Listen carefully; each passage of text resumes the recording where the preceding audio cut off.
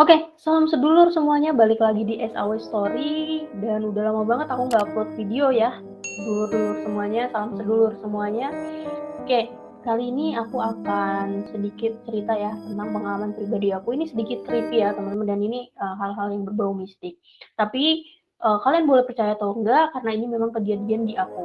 Nah, gimana sih ceritanya gitu ya? Oke, langsung aja disimak dan didengarkan dengan baik-baik. Stay tune ya.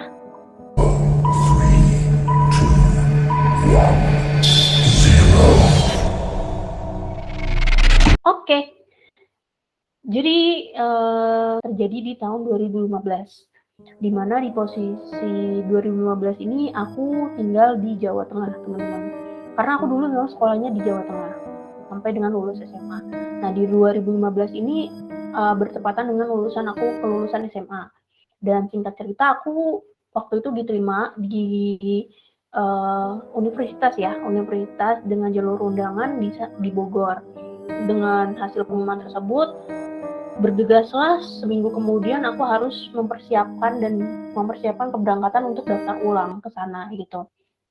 Nah, sebelum keberangkatan ke Bogor ini ada beberapa hal yang terjadi nih, dulur-dulur, yaitu Hamin 3, kalau nggak salah Hamin 3 ya. Hamin 3 hari sebelum keberangkatan terjadi sesuatu nih yang di luar nalar gitu. Gimana sih gitu ya. Jadi singkat cerita, pada waktu itu di hari Kamis, tepatnya di hari Kamis, itu aku disuruh sama kedua orang tua aku untuk membeli sesuatu di warung. Warungnya nggak jauh sih, toko gitu ya. Sekitar 100 meter dari rumahku. Karena aku mager sendirian, aku ngajak lah adik aku gitu ya. Nah, ngajak adik aku, terus adik aku suruh beli gitu. Jadi aku nunggu di jembatan, teman-teman. Nah, aku gambarkan dulu posisinya ya, biar kalian juga tergambarkan. Jadi tuh rumah aku sebelah kanannya itu ada rumah-rumah. Nah, rumahnya nggak, kalau di Jawa itu rumahnya nggak berdempet-dempetan ya, kayak di kota-kota gitu, tapi luas, halamannya luas-luas dan cenderung berenggang-renggang gitu ya, jadi jauh. Jadi di samping rumah aku tuh ada rumah yang memang di belakang rumahnya itu adalah ladang. Ladangnya luas banget. Ladangnya luas, terus aku lewat jalan pintas, lewat jalan situ. Maksudnya dari samping rumah aku tuh ada namanya pagar kan ya. Pagar buat jalan setapak untuk menuju ke warung itu. Nah, aku lewat situ jam 17.00. Kalau di Jawa jam 17.00 ini adalah mendekati maghrib. Karena di sana maghribnya jam 17.20 gitu. Nah, aku nunggu di jembatan, yang dimana di belakang itu adalah ladang. Jadi ada aku yang aku suruh beli gitu, aku nunggu di sana. Dan aku baru ngeh ternyata kalau pas hari itu juga aku sedang menstruasi gitu. Dan aku nunggunya cukup lama tuh di jembatan, hingga akhirnya terdengarlah suara azan gitu kan ya. Suara azan, terus kemudian ada nggak lama kemudian tiba-tiba ada seseorang tua ya, bapak-bapak usia 50 ke atas, itu naik sepeda dan melewati aku, dan dia permisi, kalau bahasa Jawanya nuwun sewu gitu ya, nuwun sewu ya Dok gitu. Nah, artinya adalah permisi ya Neng gitu. Nah, pada saat itu aku mengiyakan, oh iya silahkan gitu ya, karena nggak ngeh waktu saat itu. Dan aku baru ngeh itu setelah 10 menit kemudian, karena emang ada aku lama banget nih, karena di warungnya ngantrinya banyak banget orang beli gitu ya. Jadi 10 menit kemudian aku baru ngeh, ternyata di belakang aku itu gak ada jalan gitu, karena kan ladang ya, aku bilang ladang. Aku baru ngeh gitu, dan ada jalan setapak pun itu juga arahnya ke rumah aku. Gak mungkin dia nggak belok situ. Aku perhatikan, oh ternyata dia ke belakang terus. Aku baru ngeh, kok dia nggak balik-balik ya gitu. Udah di situ aku udah kayak mikir positif aja, oh mungkin dia nanti putar arah lagi karena kan nggak ada jalan dan benar-benar gelap di sana gitu. Terus singkat cerita, akhirnya aku balik ke rumah di jam 12, pokoknya di tengah malam. Itu kejadian di tubuh aku ya, Jadi di pundak aku ini yang sebelah kiri itu rasanya kayak merinding, dari leher ke sini sampai pundak itu merinding banget gitu rasanya. Terus berat juga gitu. Terus aku tanya sama mamaku kan, emang lagi hujan ya? Cuacanya dingin banget, dingin, merinding, dan campur aduk pokoknya. Ternyata enggak hujan, kata mama gitu kan. Terus udah aku mungkin nggak enak badan, aku mikirnya masih positif, masih kayak mungkin masuk angin, minta kerokin lah gitu ya nantinya paginya.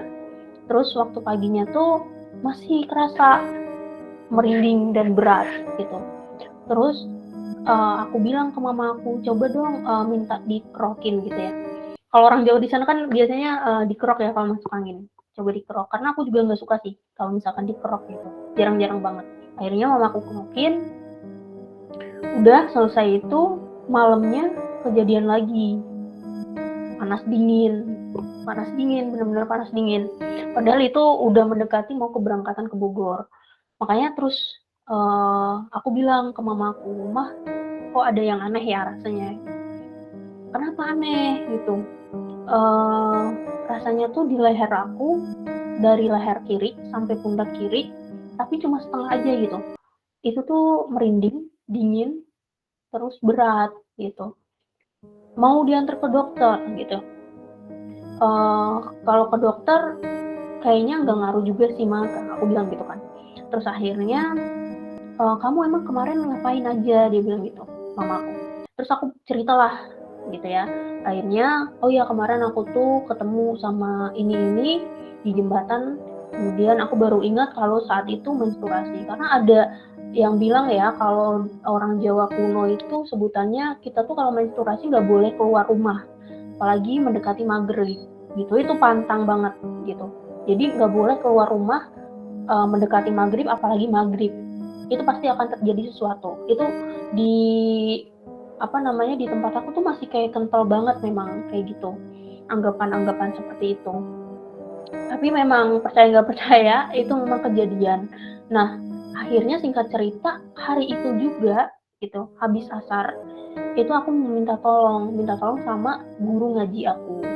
Aku dulu pernah ngaji di sana dan pernah juga bantuin untuk les anak-anak sekitar di sana juga gitu. Jadi aku minta tolong lah sama guru ngaji aku. Nah, guru ngaji aku ini adalah orangnya spiritual, ya tau lah ya, bisa kayak ngelihat seperti itu dan tahu gimana cara ngobatinnya gitu. Kenapa aku berpikirnya langsung ke guru ngaji aku? Karena ini hal yang maksud aku bukan penyakit yang biasanya aku derita gitu. Maksudnya bukan seperti pada umumnya, aneh gitu. Nah, aku coba tanyain langsung ke guru ngaji aku gitu. Terus singkat cerita, di sana akhirnya aku cerita sama guru ngaji aku dan dia bilang, coba dibacain lah sama dia apa tuh ayat-ayat Al-Quran ya, aku juga nggak ngerti. Terus dikasih aku air putih, kemudian dia bilang, mau nggak aku ajak ke orang yang bisa ngilangin yang ngikutin aku. Ternyata guys, itu adalah ada yang ngikutin aku gitu. Ada yang ngikutin aku, dan memang kejadiannya adalah di saat kemarin itu hari Kamis Jumatnya gitu. Saya sama siapa? Ya tadi yang aku temuin di jembatan itu, dan dia yang gak balik-balik itu ternyata dia ngikutin aku gitu.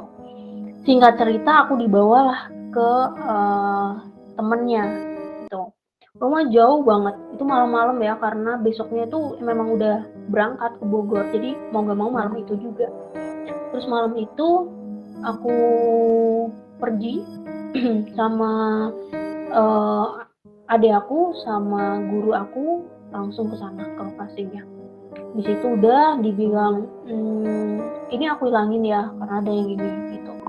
Terus memang benar udah dihilangin, tapi emang terus rasanya tuh langsung ini banget ringan gitu. Dan benar emang ringan setelah itu. Terus nggak merasa merinding lagi di sebelah gitu ya. Terus akhirnya dibilang sama gurunya, dia bilang, kamu sebenarnya ini udah diikutin gitu. Di situ aku deg dong ya, jadi takut gitu. Ya pasti ada ketakutannya. Tapi untungnya di kamunya ini kuat gitu kata dia. Kuatnya adalah kamu bisa nih untuk tidak dimasuki kayak gitu. Jadi alhamdulillah banget sih sebenarnya gitu. Padahal aku juga nggak percaya hal-hal yang seperti itu. Tapi malah kejadian sendiri di aku gitu ya. Nah, singkat cerita, sudah akhirnya beberapa hari kemudian aku sudah sampai ya di Bogor.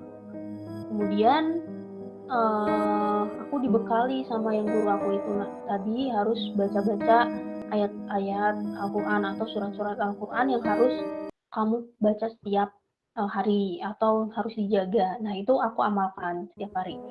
Terus akhirnya udah nggak ada tuh yang namanya merinding atau berat lagi, udah nggak ada emang. Nah itu adalah pengalaman aku. Tapi nanti kita akan ada nextnya nih yang selanjutnya masih berhubungan juga sama yang aku alami yang waktu keberangkatan ini. Nanti aku akan cerita di part kedua. Oke, mungkin itu singkat cerita ya teman-teman. Jadi intinya adalah bisa kalian ambil pelajaran kalau hal-hal mungkin kita nggak boleh keluar rumah maghrib itu karena mungkin memang tidak bagus ya. Terus apalagi posisi kita menstruasi gitu untuk yang cewek. Jadi pantang banget, itu benar banget ajaran dari orang-orang terdahulu ya. Kan ada part 2-nya. Part 2 ini adalah menyambung cerita aku ini, masih ada kelanjutannya sebenarnya gitu ya. Apakah memang benar-benar udah hilang atau setelah aku di Bogor itu masih ada gitu. Mungkin itu aja yang bisa aku share. Terima kasih yang sudah nonton. Mungkin ambil hikmahnya aja. Jangan lupa untuk subscribe lagi SAW Story-nya. Kalau misalkan kalian punya cerita yang horor, misteri gitu ya, terus mistik, dan itu pengalaman pribadi kalian real, boleh banget DM di IG aku, Selatika Wanda. Di bawah ini ada ya, sama di email aja. Oke guys, bye-bye. Thank you.